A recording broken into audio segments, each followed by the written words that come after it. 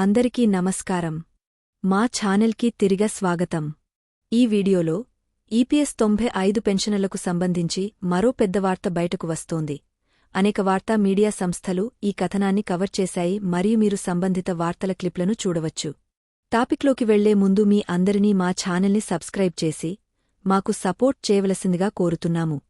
ఇటీవల ఈపీఎస్ 95 జాతీయ ఆందోళన కమిటీ జాతీయ అధ్యక్షుడు కమాండర్ అశోక్ రావత్ మరియు వీరేంద్ర సింగ్ రాజవత్ మళ్లీ కార్మిక మంత్రిని కలిశారు. కార్మిక మంత్రి వారికి గట్టి హామీ ఇచ్చారు. అనేక వార్తా మీడియా సంస్థలు ఈ కథనాన్ని కవర్ చేశాయి. ఈపీఎస్ 95 పెన్షన్కు సంబంధించి కార్మిక మంత్రి త్వరిత చర్య తీసుకుంటామని హామీ ఇచ్చారు. దేశవ్యాప్తంగా ఉన్న 78 లక్షల ఈపీఎస్ 95 పెన్షనర్ల డిమాండ్ల పట్ల కార్మిక మంత్రి మన్సుఖ్ మాండవీయ సానుకూల వైఖరిని ప్రదర్శించారు. ఈ డిమాండ్లలో కనీస పెన్షన్ పెంచడం, పెన్షనర్లు మరియు వారి జీవిత భాగస్వాములకు ఉచిత వైద్య సౌకర్యాలు కల్పించడం మరియు అధిక పెన్షన్ ప్రయోజనాలకు సంబంధించిన దరఖాస్తులలో లోపాలను సరిదిద్దడమున్నాయి. కమాండర్ అశోక్ రావత్ ఇటీవల కార్మిక మంత్రి మరియు ఆర్థిక మంత్రి ఇద్దరితో జరిగిన చర్చలలో కనీస పెన్షన్ పెంచే హామీలు ఉన్నాయని పేర్కొన్నారు. అయితే 2025 నుంచి 26 వరకు కేంద్ర బడ్జెట్లో అలాంటి ప్రకటన లేకపోవడంతో పెన్షనర్లు నిరాశ చెందారు. దీనికి ప్రతిస్పందనగా ఫిబ్రవరి 20న ఎన్ఎస్సీ ప్రతినిధి బృందం మరియు కార్మిక మంత్రి మధ్య ఒక ముఖ్యమైన సమావేశం జరిగింది. అశోక్ రావత్, జాతీయ ప్రధాన కార్యదర్శి వీరేంద్ర సింగ్ రజావత్ మరియు జాతీయ కార్యదర్శి రమేష్ భోగనా ఈ సమావేశానికి హాజరయ్యారు. పెన్షనర్ల డిమాండ్లను ప్రభుత్వం తీవ్రంగా పరిగణిస్తోందని మరియు త్వరలో ముఖ్యమైన చర్యలు తీసుకుంటుందని కార్మిక మంత్రి మన్సుఖ్ మాండవీయ హామీ ఇచ్చారు.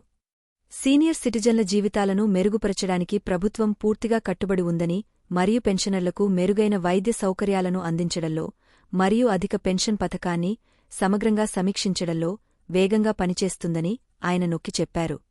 అయితే పెన్షనర్లు న్యాయమైన హామీలతో సంతృప్తి చెందరని ఎన్ఎస్సీ ప్రతినిధి బృందం స్పష్టం చేసింది. వారు దీర్ఘకాలంగా పెండింగ్లో ఉన్న సమస్యలను పరిష్కరించడానికి అధిక పెన్షన్లపై నిర్దిష్ట చర్యలు తీసుకోవాలని డిమాండ్ చేస్తున్నారు. ఈపీఎస్ 95 పెన్షనర్లు ఇప్పుడు ప్రభుత్వం యొక్క రాబోయే చర్యలను నిశితంగా గమనిస్తున్నారు. ఈ వార్త ప్రింట్ మీడియాతో సహా వివిధ మీడియా సంస్థలలో విస్తృతంగా ప్రచురించబడింది.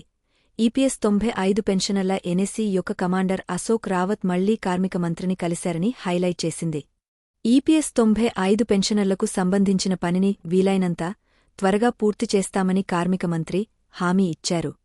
గత కార్మిక మంత్రులు మరియు ఆర్థిక మంత్రి ఇచ్చిన ఇలాంటి హామీల నేపథ్యంలో కార్మిక మంత్రి స్వయంగా ఈ హామీ ఇచ్చారు.